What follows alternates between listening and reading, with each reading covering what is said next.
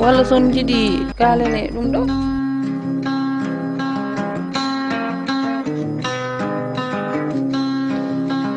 olel pindi koy lotti do e Dakar njeeyo nangodiri funange irangere woy worgon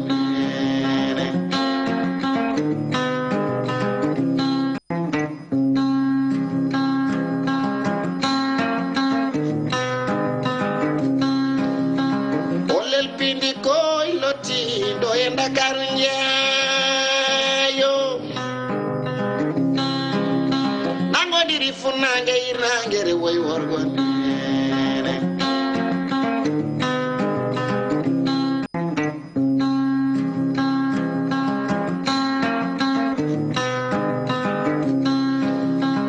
olel pindi koy lotti do e Dakar njeeyo nangodiri funange irangere woy worgon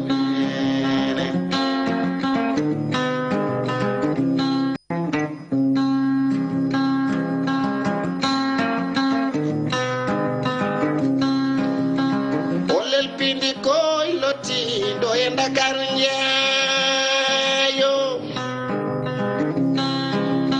nangodiri funange irangere woy worgon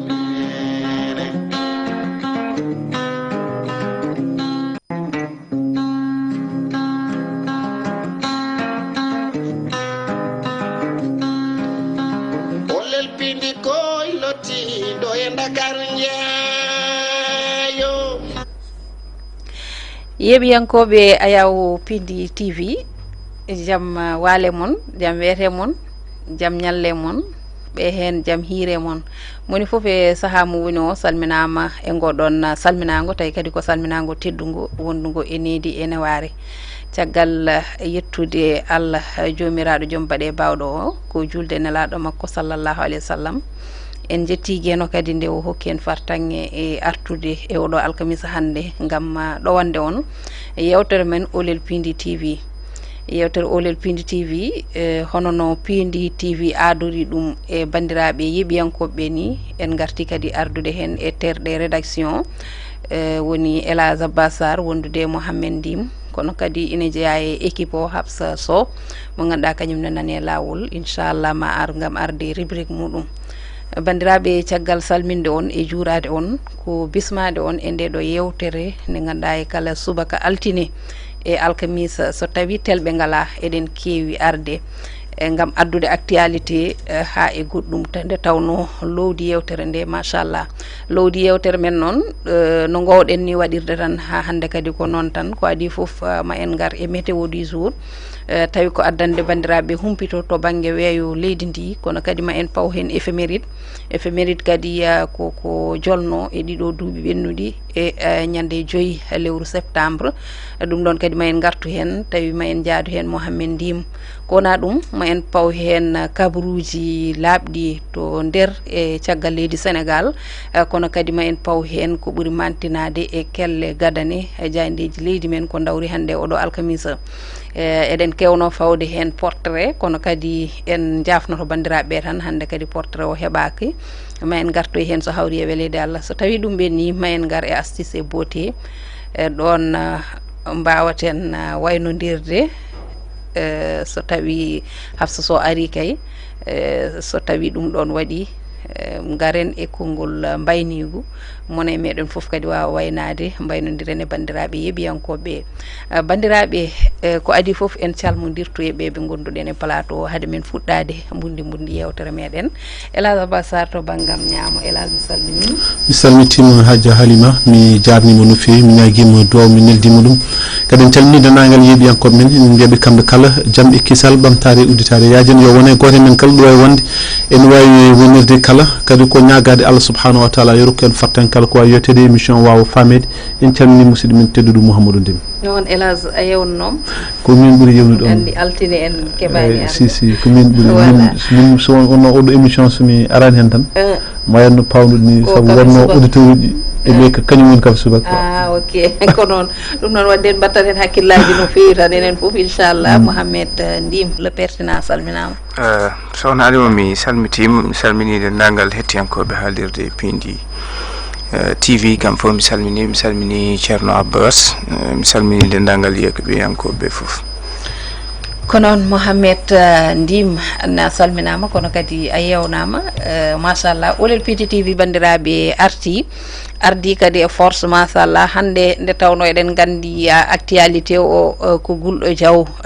ɗo tolnaɗo e leydi ndi moni fof ne andi hande surtout to banggue dawrugol hande o neɗɗo wawa haalde actualité tawa haalani dawrugol nde tawno pooɗe duure nanɗo e nder leydi men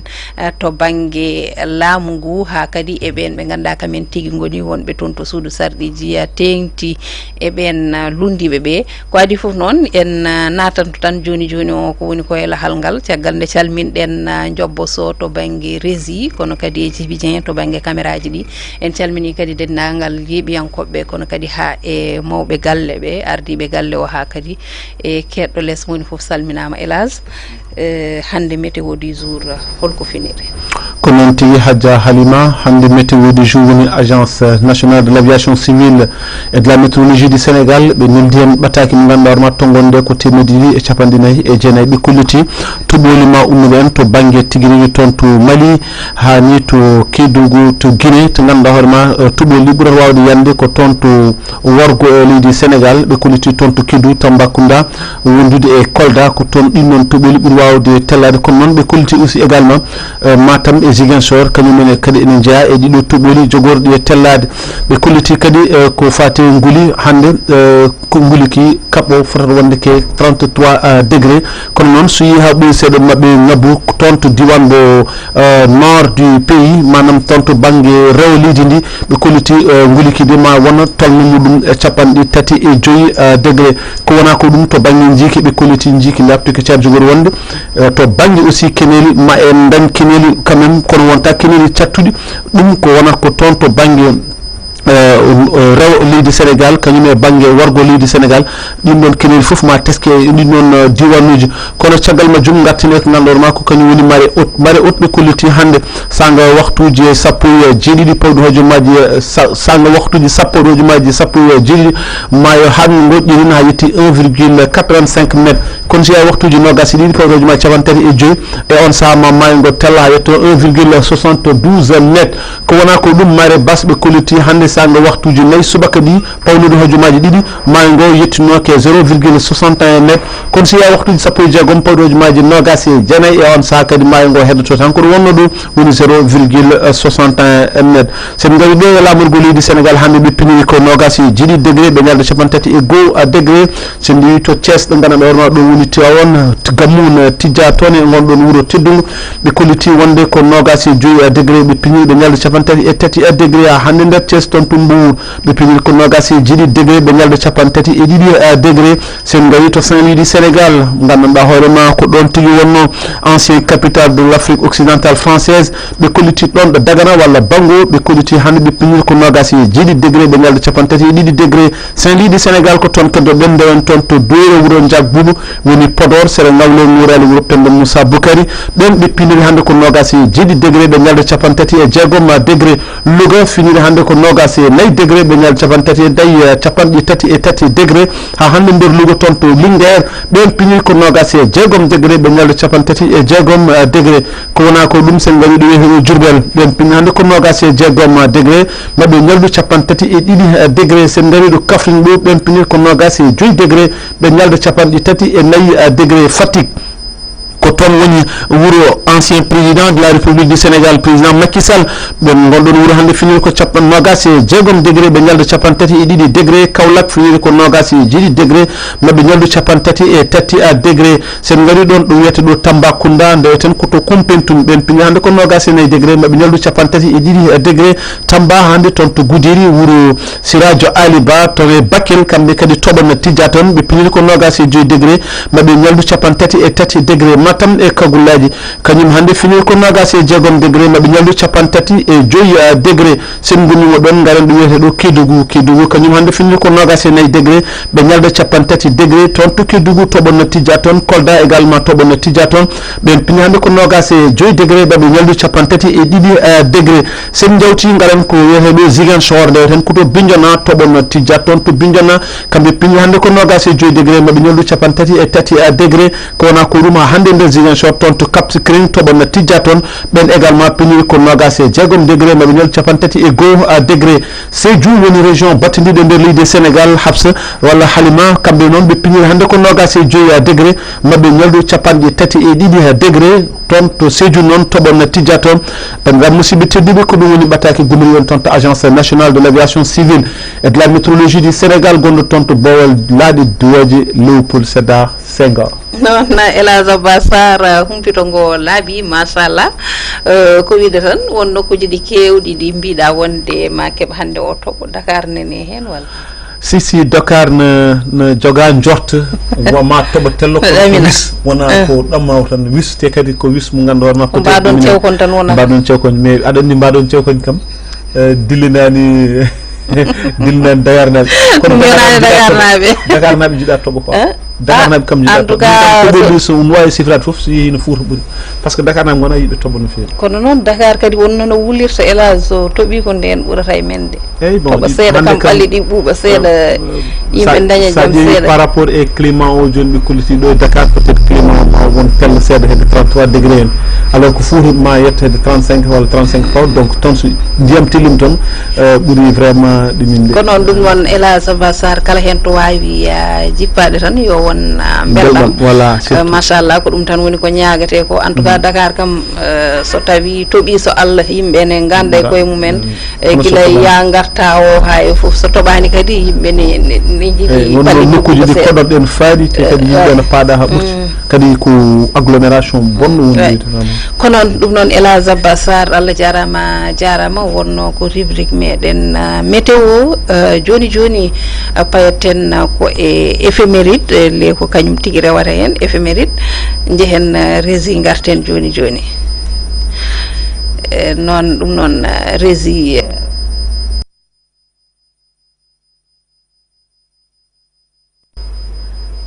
éphéméride du jour eɗen gandi gonɗo toon to rési to kam so ñamani ñebbe tan ko mbiyatmi ko noon tan ɗum noon Mouhamed Ndim a salminama salmitima andi mbara yari café non mi suwata yarde café noon ñebbe noon a ñaami ñebbe joppude kam so ñamani ñebbe tan yiyata ñebbe ko hunde mbayrumi ñamde noon so Allah ana jiiɗa ɓe ganduɓe so meeɗani mboɗo yiiɗi ñamde ñebbe noon mi wari ñamde ɗum ko noon ɗum noon denɗiraɓe ma nana keɗima Mouhamed Ndim Mouhamed hande éphéméride ko dawri no mbiɗa ni sohna Alima hande ko mbiyata ko ñalawma tawti ñalawma bandum ƴeewoyten ko 5 lewru septembre hande en jatta 5 septembre 1960 eɗen gandi on ñalawma wonno ko yete ko congrès électoral tawi noon rendinno ko abbi e 117 membre ɓe ganduɗa ene tawetno hen député ji mbiyen sardiyankoɓe délégué ji ganduɗa ummi koye municipaux ji ɗi kamɓe délégué ji régionaux kamɓe kala e kuuɓal ko alda e teelal ko kamɓe tigui toɗɗino mo ganduɗa ko Léopold Sédar Senghor e gardi ngu laamu leydi Sénégal ɗum wonno ko 5 lewru septembre 1960 en ƴeewoytu 5 septembre ha joni tawi ko 1986 nden tigui Sénégal jaɓɓino tawi noon ko ouverture ɗo e Dakar lamorgo leydi Sénégal oɗo conférence mo ganduɗa fatno ko stratégie panafricaine yetno koye 10 fonds des Nations Unies pour l'enfance mbiyat UNICEF ɗum wonno koye 5 lewru septembre 1986 mbiyen hitan uñere temedde jeenayyi caɓanɗe jeetati e jeegom ƴeewoyen 5 septembre 2001 nden ruttuno e joomum o yaari ko duuɓi caɓanɗe jeeɗiɗi e goho omo ganduɗa ko El Hadji Maodo Malick Sylla on El Hadji Mamadou Malick Sylla woni non ko yete ko imam ratib mo grande mosquée mo Dakar tawi kadi ciftoren o lomtino ko mo ganda ko El Hadji Amadou Lamine Diène dum wonno ko hitande ujunere temedde jeenayi e capanɗe jeeɗiɗi e jeegom kanko mo ganduɗa ko El Hadji Mamadou Malick Sylla nden tigi nde o rutti mbiyen ñende 5 lewru septembre 2001 o wirna ko toon Bamule ɗe Yoff en ƴeewoyto ha joni 5 septembre 2015 nden de waɗɗon pelɓodiral toon to bawal laade diwoje mo leydi Sénégal pelɓodiral tawi noon ko kaɗo lana ndiwowo ka leydi Sénégal kaɓe mbiyatno Sénégal Air ko kañum felɓodirno e oɗo compagnie mo ganduɗa ko Guinée équatorial oɗo compagnie mo mbiyata Seyba Intercontinental ɗum noon mbiyen mo oɗo Boeing mo leydi Sénégal mo mbiyata Sénégal Air ummino ko toon to Ouagadougou on Boeing nde ɓe pelɓodiri mbiyen jeeɗiɗo kawri e ladial tawi noon ko avion mo Sénégal jeeɗiɗo kawri hen e ladial on vol mo Seyba nde o waɗi décollé mbiyen o ummotono ko ɗo e Dakar yaɓande toon to oɗo o nokku mo ganduɗa koto mbiyen o ummino ko ɗo e leydi Sénégal tawi omo yahanno toon to ganduɗa koto ɗo e Dakar tigi woni ɗo o jurotono wonande oɗo compagnie mo ganduɗa ko Seyba Intercontinental kono noon caggal ngal pelɓodiral oɗo vol mbiyen Seyba ko nden tigi o wayno o ummi ɗo e bowallaɗe diwoji ngal leydi Sénégal sanga waktuji 5 pawɗi hojomaji 29 o juuriyimo toon to Molabo waktuji 21 jamma pawɗi hojomaji capanɗe 4 ko yewtino wonande oɗo compagnie intercontinental Seyba mo Guinée équatorial en jahat 5 lewru septembre 2021 mbiyen 5 lewru septembre hitande ujunaji ɗiɗi e 21 nden hawruno e ladial tawi o yaari ko duuɓi capanɗe jeeɗiɗi o mo ganduɗa ko kanko yiyete Mamadou Sakho ɓurɗo andirede double less ono mo ganduɗa ko mbiru mben cippirtinoɗo ngara mo ganduɗa gendi mum ko toon to Malifara tawete ko nder diwan mo Sédhiou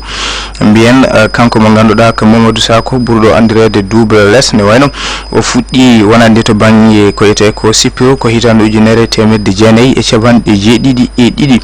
o heewi noon ko yete ko ararayuji to banggue médaille d'or ko yitno noon jeux africain de Nairobi ɗum ne kadi ono wayno o teddinama toon tawi koye médaille d'or mo ganduɗa o heeɓi ɗum kono kadi o heeɓi médaille ararayuji kewɗi ɗi ganduɗa tawi fattuno koye champion du Sénégal to banggue wonande judo kanko mo ganduɗa ko Mamadou Sakho double less mbiyen nde o rutti e joom makko ne wayno nde o rutti e joom makko e duuɓi capanɗe jeeɗiɗi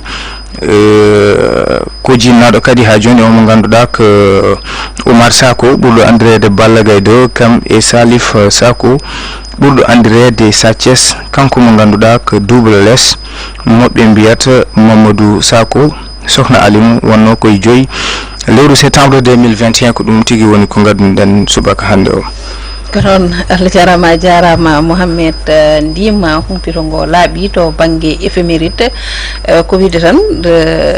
en pawat ɗon feɗendu e to banggue on 1960 e tumamo on mo ganduɗa kañum woni Léopold Sédar Senghor nde o suɓande tawi ko e nanodiral mbiyen e pamodiral tawi fodde 117 membre ɗi foof keeɓi suɓade mbo ɗum ɗon noon woni ko ganduɗa ala luural hol teskoye mo jagguɗa hen ay teskari kam mataw ko wawi mi anda tawi ko teskoye mbiyami puisque nden kam ko histoire tan mo tawɗa ɗo ene ko way noon no way wade fof kam nden on saaha mbiyen ko wayanno hande ni nde tawno on saaha taw ɓooyani ko yimɓe ne ɗabbi ko yiyete ko hebde jeytare Sénégal nden woni nde waajo yiyata jiɗɗon ko hemde indépendance ɓami min dokki on donc Sénégal ne kañum ne nde heeɓi 4 avril nde heeɓi nde indépendance mbiyen ɓooyani ko ɓe toɗɗi omo ganduɗa ko président Senghor wona président de la République sen jinden no yaari ni bon wona élection ji ganduɗa ko waɗa organisé partout e nder wertago leydi Sénégal ɓe cuuɓi tan ko les membre uji noon waɗi manande ɓe mbiyata ko les délégués municipaux